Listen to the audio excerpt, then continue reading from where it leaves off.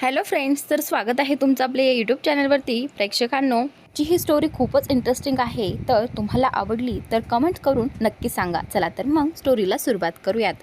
आई, काय आहे ग?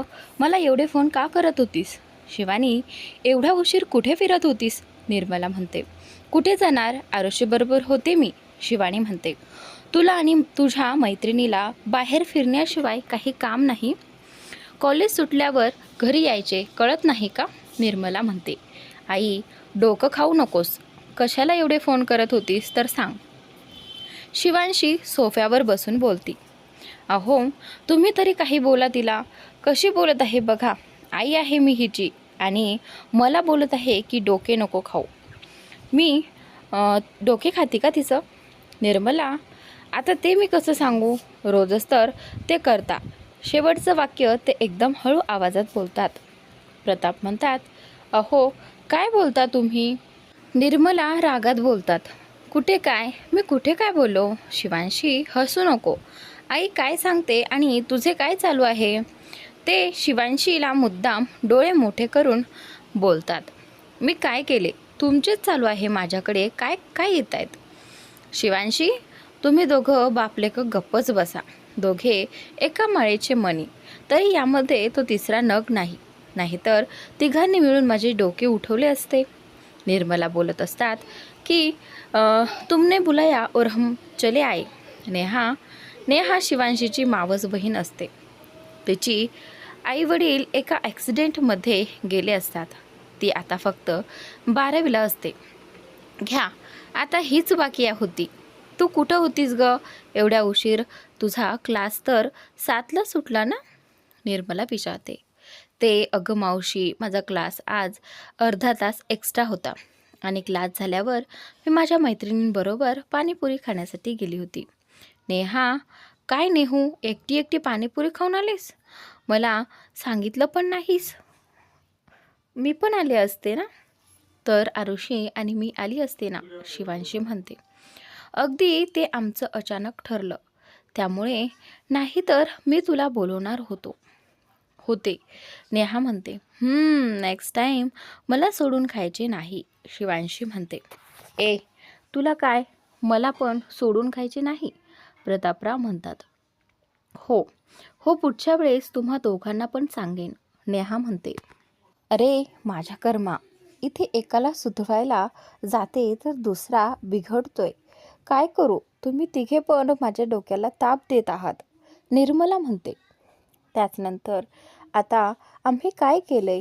तिघे पण एकसाथ त्याच्याकडे बघत बोलतात. नाही नाही, तुम्ही कुठे काय केले? जे केले ते मीच केले. जाऊ द्या, जेवायला घेत आहे. भुका लागल्या असतील तर या, निर्मला रागात बोलून आत जातात. जाऊन चेंज करून या, नाहीतर आता जेवताना जेवणसुद्धा सुखाने भेटायचे नाही. प्रतापराव बोलतात तशा दोघी पण हात पाय धुवून लगेच येतात. जेवताना प्रताप आणि निर्मलाची नजरेनेच काहीतरी बोलणे चालू होते. काय चालू आहे तुमचे? तुम्हाला काही बोलायचं आहे का? शिवांशी, नाही. म्हणजे ते हो, तुझ्या भैयाचा कॉल आला होता, निर्मला म्हणते. भैयाचा कॉल? काय बोलत होता तो? एकसाथ बोलतात शिवांशी आणि नेहा. काही नाही, उद्या येतोय तो. निर्मला, काय भाई, उद्या येतोय? मग उद्या मी घरी थांबणार, नेहा म्हणते. मी पण घरी थांबणार आहे, शिवांशी ही म्हणते. ते आहेच, पण शिवांशी उद्या? निर्मला बोलत असते की काही नाही, उद्या दोघींनी पण घरी थांबायचं आहे. भैया येणार आहे तर मस्ती आणि मजा करायची, प्रताप म्हणतात. हो, मग दोघी खुश होत बोलतात आणि जेवण करतात आणि त्यांच्या रूममध्ये जातात. प्रताप आणि निर्मलासुद्धा सगळं आवरून त्यांच्या बेडरूममध्ये जातात. काय हो, काय तुम्ही मला सगळं सांगितलं नाही, निर्मला म्हणते. आत्ताच नको सांगू तिला, उद्या सकाळी सांग, प्रताप म्हणतो. तुम्हाला काय वाटतं, होईल का ती तयार? मला तर काही कळेना बाई, काय बोलावं ते, निर्मला म्हणते.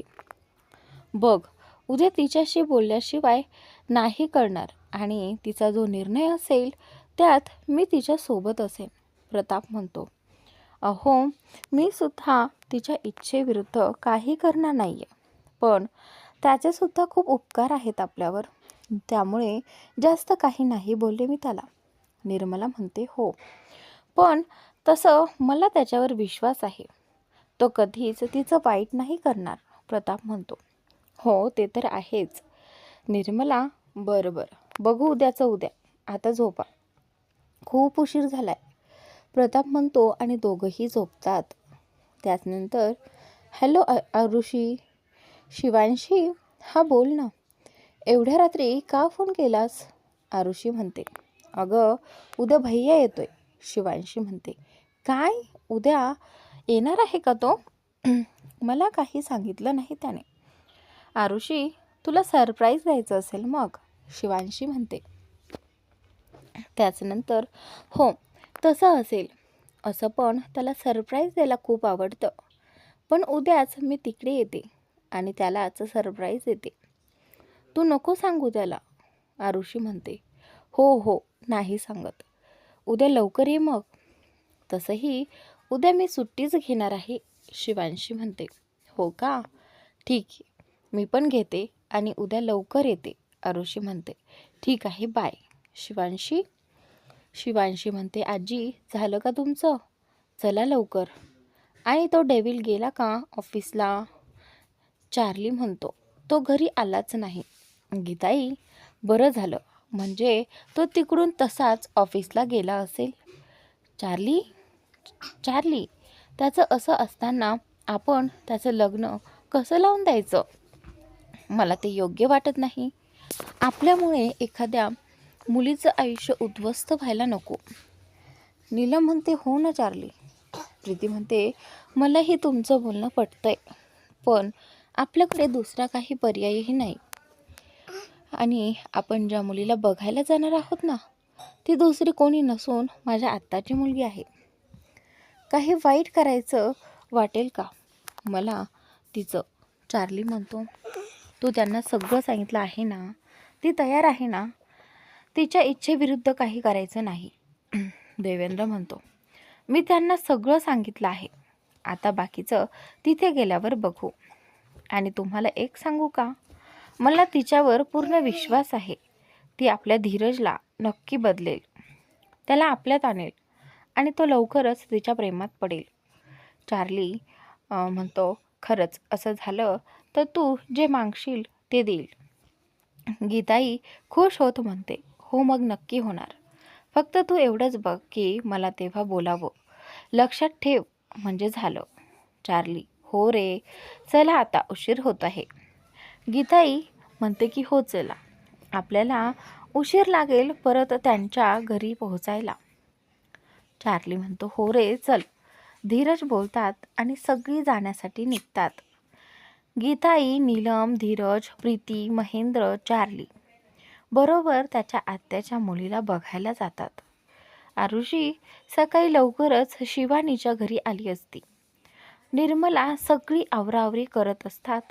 शिवांशी, तुमच्या घरी अजून कोण येणार आहे का? काकूंची काय एवढी धावपळ चालू आहे? आरुषी म्हणते, हो ना दीदी, बघ ना, काका सुद्धा सकाळी सकाळी जाऊन समोसे कोल्ड्रिंक्स घेऊन आले आहेत. भैया आला तरी एवढी गडबड नसते कधी, मग आज काय आहे? नेहा म्हणते, काय माहिती, मला सुद्धा काही माहिती नाही.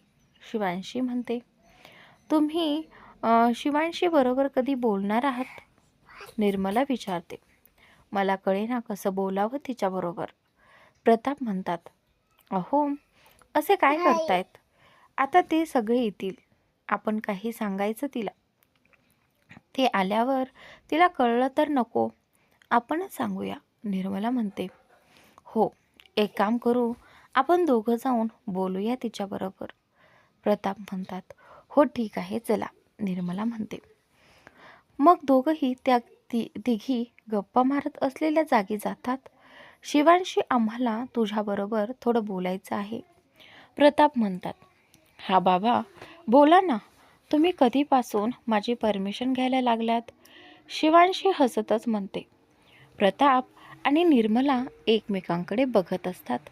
शिवांशी, म्हणजे तुझा भैया इथे येणार आहे आणि त्याचा एक मित्र आहे, त्याच्या घरचाच आहे. तो त्याच्या घरच्यांनी खूप सांभाळलेला आहे. तर त्याचा मित्र आहे, त्याच्यासाठी तुला त्यांनी मागणी घातली आहे आणि आज ते तुला बघायला येणार आहेत. प्रताप सांगतात, काय? पण हे तुम्ही मला आधी का नाही सांगितलं? आणि सांगताना एवढं का विचार करत आहात? शिवांशी चिडून विचारते. ते म्हणजे बाळा, त्या मुलाबद्दल निर्मला सांगायला सुरुवात करतात आणि तिला सगळं सांगतात. काय? असं कोणत्याही मुलाबरोबर शिवांशीचं लग्न कसं करू शकता? तिचं आयुष्य बर्बाद होईल. आरुषी रागावून म्हणते, आम्हालाही हे मान्य नाही, पण त्याचे खूप उपकार आहेत आमच्यावर आणि आतासुद्धा त्याने जबरदस्ती केली नाही आहे. त्याने सांगितलंय तिला मान्य असेल तरच लग्न होईल. पण त्याच्या घरच्यांची खूप अपेक्षा आहे.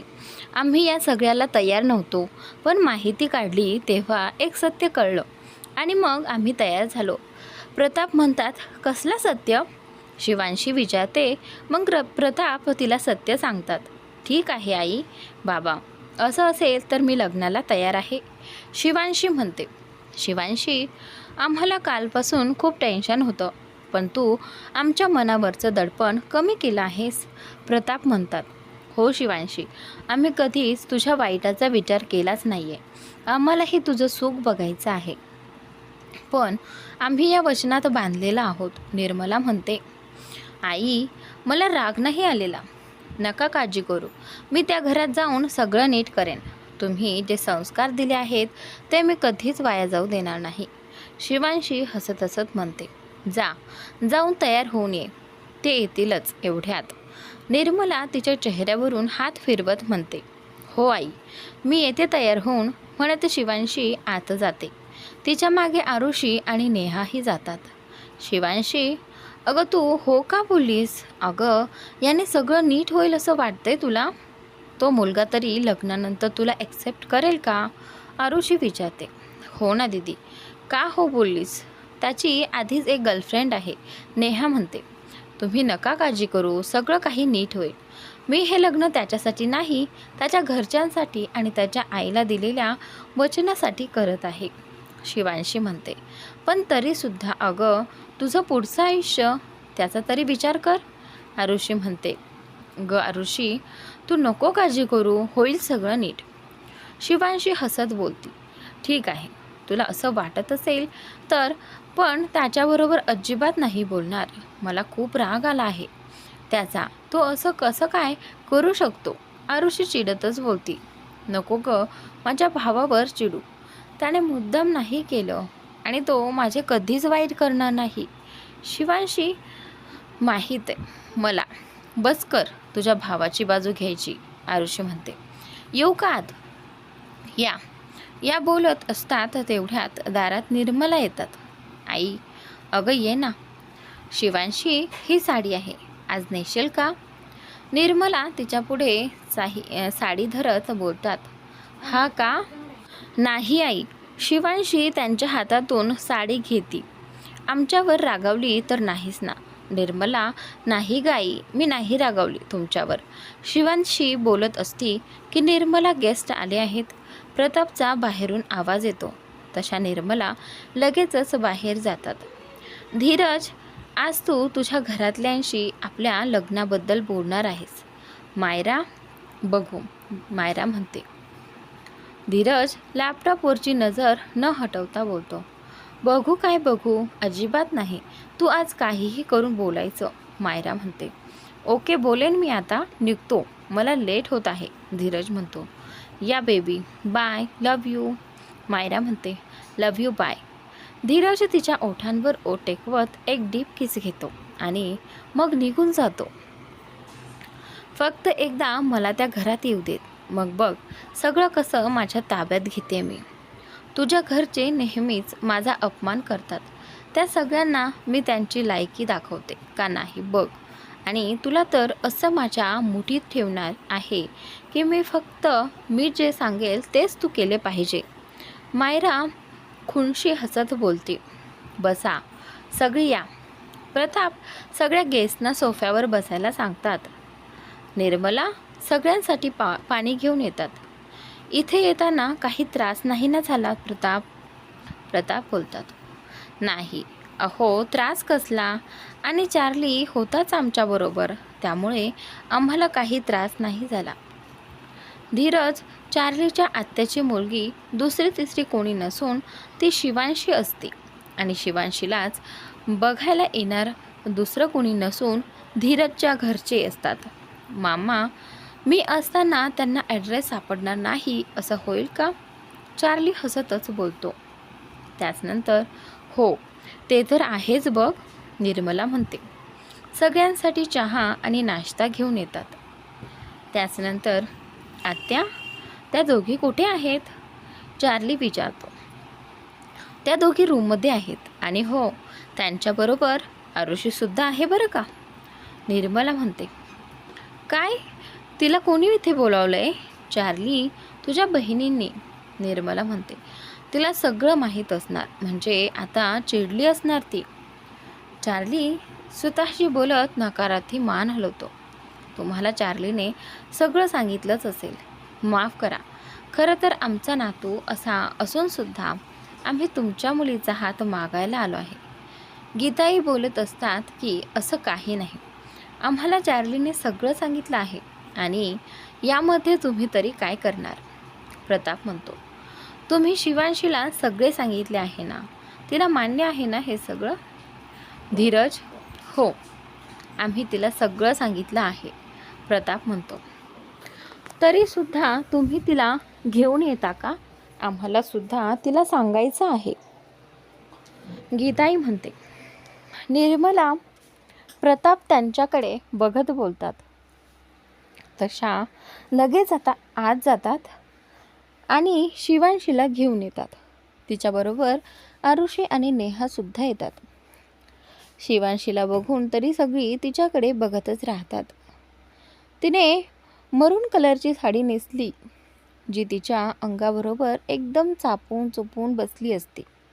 अंगकाठीने एकदम बारीक पण गोरा रंग, कपाळावर छोटी चंद्रकोर, हातात पिंक कलरच्या बांगड्या, पुढून केसांची हेअरस्टाईल करून मागे मोकळी सोडली होती.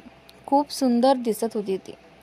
खूप सुंदर आहेस तू, आमच्या धीरजसाठी अगदी योग्य आहेस तू, गीताई म्हणते. तिच्या चेहऱ्यावरून बोटे मोडत बोलतात. शिवांशी सगळ्यांच्या पाया पडली. गीताई तिला त्यांच्या बाजूला बसवतात. शिवांशी, आम्हाला तुला काही सांगायचं आहे. तुला आधीच तुझ्या घरातल्यांनी सांगितलं असेलच, पण आम्हालासुद्धा तुला सांगायचं आहे. तुझ्यापासून लपून आम्हाला काही करायचं नाही आणि तुझ्या इच्छेविरुद्ध तर काहीच नाही. धीरज, हो शिवांशी. शिवांशी, आमचा धीरज 11 वर्षाचा असताना त्याची सखी आई शिवानीचा ॲक्सिडेंट झाला आणि त्यानंतर तो एकटा पडला. त्याच्यासाठी देवेंद्र यांनी दुसरं लग्न केलं, ते नीलमबरोबर. पण धीरजला ते आवडलंच नाही. त्याच्या आईची जागा दुसरं कोणी घेतलेलं त्याला पटलं नाही, म्हणून तिथून तो एकटा राहायला लागला. त्याने त्याचं शिक्षण पूर्ण करून बिझनेसमध्ये पाऊल ठेवलं आणि तिथून तो एकटा सगळा बिझनेस सांभाळू लागला. तेव्हाच त्याच्या एकट्यापणाचा फायदा घेऊन मायरा त्याच्या आयुष्यात आली. तिचं धीरजवर अजिबात प्रेम नाही आहे. ते फक्त पैशासाठी माझ्या नातवाबरोबर आहे आणि म्हणूनच तो चुकीच्या व्यक्तीकडे जाऊ नये म्हणून आम्हाला त्याच्या आयुष्यात अशी मुलगी आणायची आहे की जी त्याला तिच्यापासून लांब करेल आणि त्याला आमच्यात घेऊन येईल. गीताई, शिवांशी त्याच्या आयुष्यात दुसरी स्त्री असून आम्ही तुला तिच्या आयुष्यात आणत आहेत, हे खरं तर चुकीचं आहे, पण ती त्याच्यासाठी योग्य नाही आणि आम्हाला त्याला चुकीच्या हातात जाऊ द्यायचं नाही. महेंद्रला सगळं एकही माहीत आहे आणि मी या लग्नाला मनापासून तयार आहे. मी धीरजला तिच्यापासून लांब करून तुमच्यात सगळ्यांच्यात घेऊन यायचा पूर्ण प्रयत्न करेन. शिवांशी, आम्हाला खात्री आहे शिवांशी, तू आमच्या धीरजला पुन्हा आमच्यात आणशील आणि लवकरच तो त्या मायराला विसरून तुला त्याची बायको म्हणून स्वीकारेल, नीलम म्हणते. आम्ही तुम्हाला वचन देतो की तुमची मुलगी त्या घरात सून नाही तर मुलगी म्हणूनच असेल. आमच्यासाठी प्रिया आणि रिया आहेत तशीच शिवांशी असेल. तिला कोणताच त्रास होऊ देणार नाही. आम्ही ज्या दिवशी आम्हाला असे वाटेल की धीरजकडून तिला त्रास होत आहे, त्या दिवशी मी स्वतः धीरजपासून मुक्त करेन. तुम्ही अजिबात काळजी करू नका. तिच्या मागे मी वडील म्हणून नेहमी असेन. ती जोपर्यंत निर्णय घेईल त्यात तिच्या मागे खंबीरपणे उभी असेन मी. आता तुम्ही बोला. यामध्ये सगळे आले. आम्हाला तुमच्यावर विश्वास आहे. तुम्ही आमच्या मुलीला कधीच एकटं सोडणार नाही. प्रताप म्हणतो, तुमची मुलगी ही तुमची मुलगी नसून आता आमची झाली आहे. तिला काही त्रास होऊ देणार नाही आम्ही. तुम्ही काळजी करू नका. गीताई म्हणते, हे बघा गीताई, माझी मुलगी दिसायला खूप सुंदर आहे, पण तिचा स्वभाव हा शांतच आहे. जिथे चुकेल तिथे कोणाचे ऐकून घेत नाही. पण जेव्हा तिच्यामुळे भांडणं होत आहे असं वाटेल तेव्हा ती एक शब्द पण काढायची नाही. ती आमच्यामुळे, चार्लीमुळे आणि खरं तर त्या वचनामुळे या लग्नाला तयार झाली आहे. निर्मला म्हणते, कोणते वचन? सगळे गोंधळून बोलतात. तर आता सगळ्यांना कळत नसतं की नक्की काय झालं आहे, कशी बरं ही तयार झाली आहे लग्नाला. शिवानी राजपूत म्हणजेच धीरजची आणि मी लहानपणीपासून मैत्रिणी आहे. शिवानीचे आणि माझे माहेर पुणे आहे. माझ्या लग्नानंतर मी हे शहर सोडून गेली होती. ते धीरजचा जन्म झाल्यावर आम्ही पुण्याला आलो होतो.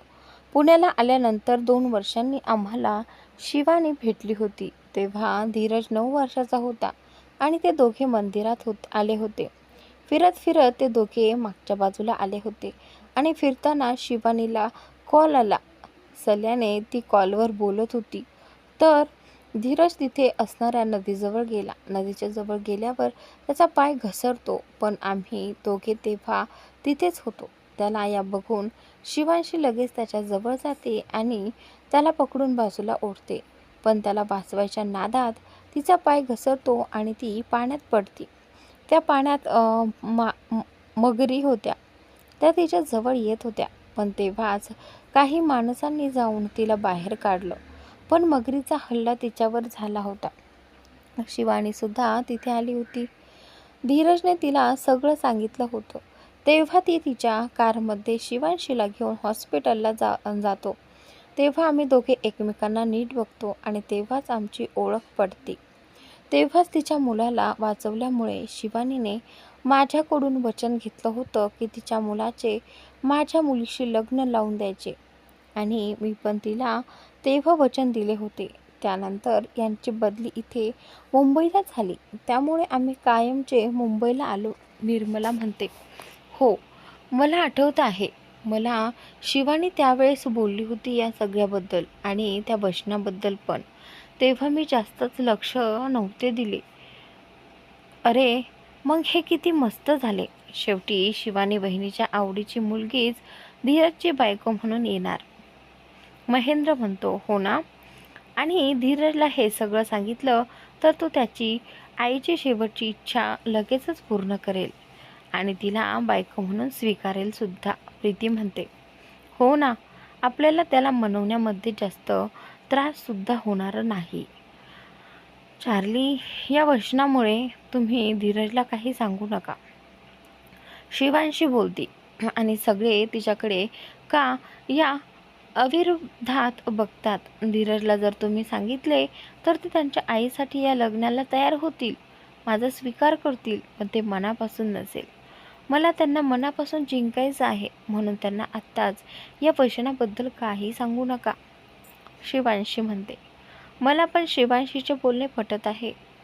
त्याने तिला बायको म्हणून तिला त्याच्या आयुष्यातले स्थान द्यावे, पण शिवानी म्हणून नाही, तर त्याला मनापासून वाटत आहे म्हणून. गीताई, आता धीरज जेव्हा तुला पूर्णपणे स्वीकारेन तेव्हाच आपण त्याला या वचनाबद्दलचे सांगूयात. गीताई तिच्या हातावर हात ठेवत बोलतात तशी ती होकारार्थी मान हलवती. नीलम आणि प्रीती शिवांशीची ओटी भरतात. पुन्हा एकदा शिवांशी सगळ्यांचे आशीर्वाद घेते. चला आता आम्ही निघतो. आम्ही आमच्या ब्राह्मणाला विचारून तुम्हाला लग्नाची तारीख सांगू. लग्न आपल्याला लवकरात लवकर करावे लागेल. तर इथे समोर जे धीरज आला आहे ना, त्या जागी महेंद्र आहे. ते बाय मिस्टेक तिथे धीरज झालेला आहे, त्यामुळे प्लीज समजून घ्या. चालेल प्रताप. तर त्यावेळी महेंद्र म्हणतात, तुम्ही सगळी चला पुढे, मी आलोच मागून. चार्ली आरुषीकडे एक नजर बघत बोलतो, बरं पण लवकर ये, धीरज आल्यावर त्याच्याबरोबर बोलायचे आहे. गीताई हळूच त्याला बोलतात, हो चला तुम्ही पुढे, तुमच्या मागेच निघत आहे मी, चार्ली म्हणतो. सगळी राजपूत फॅमिली गोखले परिवाराचा निरोप घेऊन निघतात. शिवांशी, धीरज हा खूप चांगला मुलगा आहे, तुला तर माहीत आहे. डॅड गेल्यावर मॉम फक्त माझ्यासाठी होती, पण ती तिच्या कामात बिझी झाल्यावर माझ्याबरोबर कोणच नव्हतं. तेव्हा धीरज आणि त्याच्या फॅमिलीने मला खूप सांभाळलं आहे. आत्तासुद्धा माझे कामाचे फील्ड वेगळे आहेत, माझे ऑफिससुद्धा वेगळ्या ठिकाणी आहेत, पण तरीसुद्धा फक्त त्याच्याबरोबर राहता यावे म्हणून त्याने माझे केबिन त्याच्या ऑफिसमध्ये बनवले आहे. तो जसा दाखवत आहे तसा नाही. त्याची मॉम गेल्यापासून तो खचला आहे एवढंच. नाही तर तो खूप चांगला आहे ग. एखाद्यावर जीव लावला तर त्याच्यासाठी स्वतःचा जीवसुद्धा देईल तो. चार्ली शिवांशीचा हात हातात घेऊन बोलतो, त्याच्या गर्लफ्रेंडचं काय? त्याच्या आयुष्यात आधीच एक स्त्री आहे. आरुष चिडतच बोलती, हो आहे, पण ती फक्त त्याच्याबरोबर त्याच्या पैशासाठी आहे. जेव्हा तो त्याच्या आयुष्यात एकटा होता आणि डिप्रेशनमध्ये जात होता, तेव्हा ती त्याच्या आयुष्यात आली होती आणि कदाचित त्यामुळेच ती त्याच्या आयुष्यात आहे. कारण जो त्याच्या पडत्या काळात त्याला मदत करतो, त्याच्यासाठी तो काहीही करतो. पण एकदा का शिवांशी त्याच्या आयुष्यात आली की तो तिच्यापासून लांब जाणार, माहीत आहे मला. चार्ली शिवांशीकडे हसत बघतो आणि म्हणतो, माझा तुझ्यावर पूर्ण विश्वास आहे भैया. मी त्या मुलीला त्याच्या आयुष्यातून लवकरच बाहेर काढेन आणि त्याला त्याच्या घरच्यांबरोबर सुद्धा जोडेन. नको काळजी करू, फक्त नेहमी माझ्या पाठीशी उभं राहतो. शिवांशी त्याला मिठी मारत बोलती. चार्ली पण त्याची मिठी घट्ट करतो. चार्ली, तिच्याबरोबर बोलायचे बास झाले. आधी तुझ्या या रागावलेल्या मैनाला बघ. निर्मला किचनमध्ये जात बोलतात, चालू द्या तुमचे, मी आलोच एक फोन करून. प्रतापसुद्धा सॉरी ना आरू म्हणतात. चार्ली आरुषीजवळ जात बोलते, चार्ली या सगळ्यांना हे सगळं मान्य असेल, पण मला नाही. तू तिच्या बरोबर असं का करू शकतोस? आरुषी, मी का तिचं वाईट विचार करेन? मान्य आहे मला यामध्ये रिस्क आहे, पण ती सगळी नीट हँडल करेन. जसं तू तुझ्या मैत्रिणीसाठी टेन्शनमध्ये आहेस, तिची काळजी वाटत आहेस, तसंच मलासुद्धा माझ्या मित्राचं टेन्शन आहे, त्याची काळजी वाटते म्हणून करत आहे मी. आणि या सगळ्यामध्ये मी माझ्या बहिणीचे सुद्धा काही वाईट होऊ देणार नाही. चार्ली, आरुषी भैया कधीच माझ्याबरोबर काही चुकीचं होऊ देणार नाही. माझ्या पाठीशी उभा असेल तो. माहिती आहे मला. आता माफ पण कर त्याला. बघ कसा कान पकडून उभा आहे तुझ्यासमोर. शिवांशी बोलती तसं चार्ली लगेच कान पकडून विचारा चेहरा करून उभा राहतो.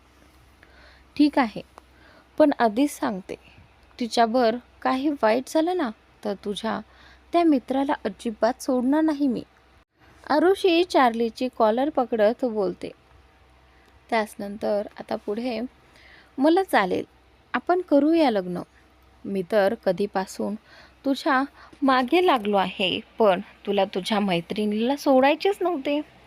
आपण एक काम करू, ज्या दिवशी शिवांशीचे लग्न होईल त्या दिवशी आपण पण करूया ना, चार्ली लाडात येत बोलतो. त्याचनंतर चार्ली, चालू होऊ नकोस, तिचे झाल्यानंतर करायचे आहे. आरुषी गाल फुगवत बोलते. भैया, खरंच माझे झाल्यावर तुम्ही पण लग्न करा हां, किती मस्त होईल ना मग, शिवांशी म्हणते. काय मस्त नाही, गप्प बसा जरा. दोघी मैत्रिणी एकमेकांना सोडून राहू शकत नाहीत. कसं होणार आहे माझं? चार्ली म्हणतो, आता जातो मी, उशीर होत आहे. ते सगळे माझी वाट बघत असतील. चार्ली, ठीक आहे, लवकर ये माघारी, निर्मला चार्लीला म्हणते. त्याचनंतर हो जातो. चार्ली घरी जाण्यासाठी निघतो. तर आजचा भाग इथेच संपलेला आहे. पुढील भाग पाहण्यासाठी चॅनलला सबस्क्राईब नक्की करा आणि या स्टोरीचे पुढील भाग एन्जॉय करा. स्टोरी आवडली तर कमेंट्स करायला मात्र विसरू नका.